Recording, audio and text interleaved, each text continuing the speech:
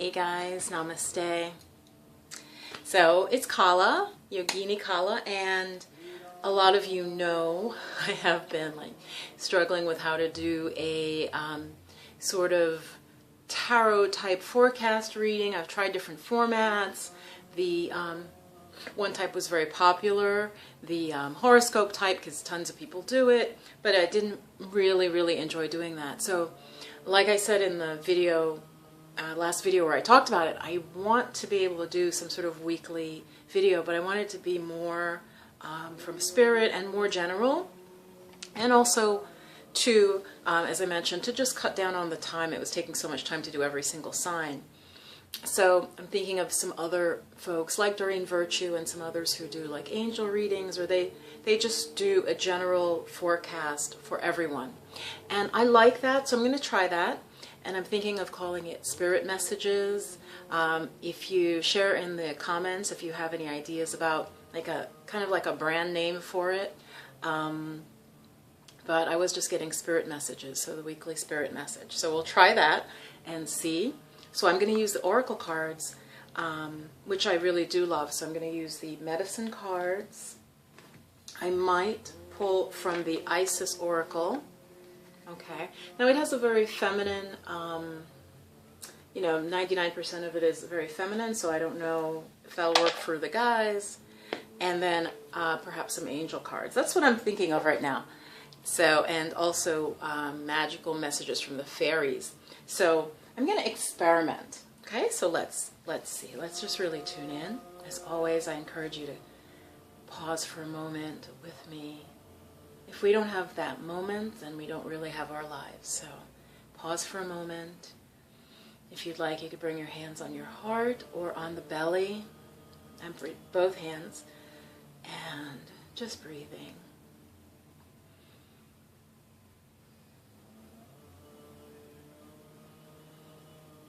A long, deep breath in, breathe out through the mouth. Do that a few times. In through the nose, out through the mouth.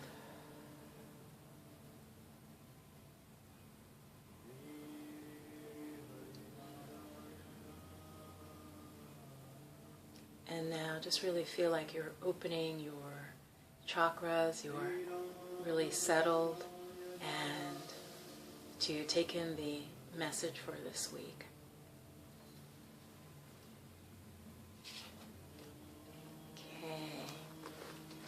And I should say, I had a question. I may not always do a question, but my question this week, I feel like there's a lot of fear coming up, and a lot of, I made a video about what's the weird energy, check that out, that's happening. And so this is actually Happy Easter, but I still feel like there's a lot of fear energy and a lot of uncertainty in the world. Okay, because I definitely feel that, and I am very intuitive and very empathic. So there's a lot of that around. So I have a question in this: how can we cope with our fears? So that's the question that I'm asking this week. So we got Racoon upside down. I'm going to pull some more cards. And as usual, the Percy says hi. Okay, so in terms of dealing with our fear, we got Racoon reversed from the Animal Medicine cards. So Racoon reversed has a couple of meanings. Upright, it has to do with generosity and the fact that raccoons share among themselves, and they care about other members of their species. So we got it reversed. So reverse means there's something going on with that particular medicine. So with the Racoon medicine. So, whoops. As I said, that can mean a couple of things. It can mean that you may be feeling very self-pitying, or feeling, sorry for yourself and your situation. And so instead of being in a place of being generous, you're more focused on yourself. So that could be the case for some of you. And just really thinking and tying it into the question, it implies that we may need to focus out on others, and once we focus on their needs, we'll start to feel better. Our self-esteem will rise because we'll see how we can help others, and that there are people in need even more than we are. So that's one meaning of Racoon reversed. that the other important meaning could be that you have been giving too much to people who are takers. And, you know, in terms of going back to my question of dealing with fear, maybe you're fearful because you know you're giving more than you really should. You're not keeping enough energy or resources for yourself because you're just outflowing and outflowing.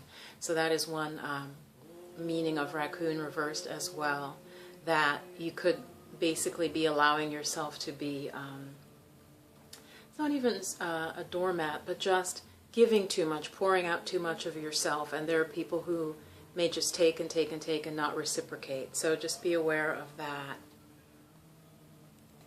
So don't waste your generosity. Don't waste your generosity on those who may be too lazy or just not willing to help themselves. That can be the message of Racoon reversed, again, for some of us. So that's why I like to meditate with you and then see what hits you. Is it that you have been giving too much, or is it that you also need to take time for yourself, right? That you're denying yourself time alone because you're so focused on taking care of others, the way like a mom does or a dad, you know, just focused on giving, giving, giving. So you have to see where in the spectrum you are, examine that. And remember the first meaning, if you're feeling more self-pitying because there's something causing you fear, there's something that you're really worried about, if that's the case, if you're on that end of the spectrum, really try to stop, find somebody around you who you can help, even if it's just a small gesture, even if it's maybe an old person who you could stop and talk with them. Like I was out for a walk earlier and there was an elderly lady sitting on a log, you know, resting, and I just talked with her briefly because she greeted me, and just taking that time to sort of go outside of yourself. And so maybe that's one way we can get away from our fear of not being provided for. And so really interesting then, the next card, and you guys know I love the Osho deck, the Osho Oracle, I love it, the Zen, I think it's called the Zen deck. I think he has more than one, and the cover is already gone. So trust. This is actually the Knight of Water, Knight of Cups. So it says take the action, take the leap despite your fear, and the pink is supposed to say that instead of this fear and this worry, you're going to land, it's going to be soft, it says it's going to be yummy. So don't feel like you need an elaborate plan at this time and you have to figure out every step. If there's some action you've been contemplating and there's a lot of fear around it, trust and take that leap, okay? And it says it's also a bigger trust. It's a trust in God and the divine. So it's interesting on this Easter Sunday that would come up. And then very interestingly, the angel card is acceptance. So is there a situation that we need to just bring the quality of, even if you don't love what it is, what's happening, to just at least allow yourself to really accept for the moment so that you can be where you are, right? Take a breath. And whether it's in a relationship or in your finances or in your career, just take a moment to accept where you are so you can really see it clearly, so you can be there, you can be present, right? You can be in the now. And then from that, once you have that acceptance of the true situation, you can figure out how to go forward. Okay? So somehow the acceptance card and the trust card seem to work together. Tell me what you think in comments, because the sense of trusting and accepting, there's a softness, there's a sense of flow. I don't know if you can see him. He's like resting there. There he is. So, and the final card I'm pulling this week and for how to cope with our fear. It's an interesting card because it seems very limited. It's daughter. Okay? And it says, the answer to your question involves your daughter. Now, so for those of you obviously who have a daughter, talk with her, bond with her, maybe plan an activity with your daughter.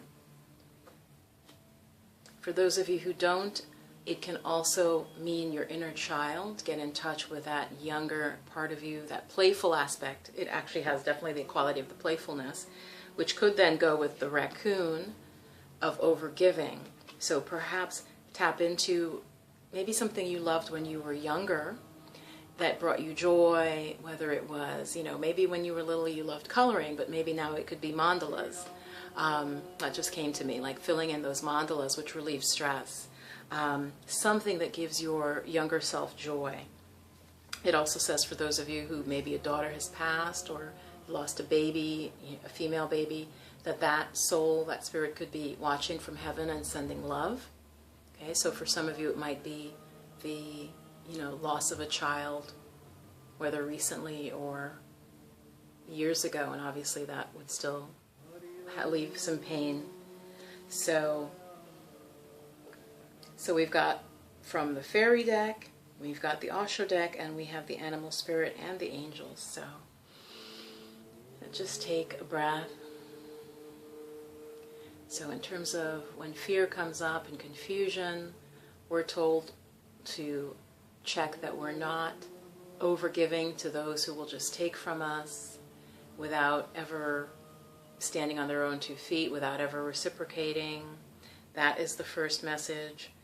Also, are you just getting into self-pity would be the other end of the reverse raccoon. And so shift out of that self-pity, and that's going to make you feel stronger when you do what you can, right?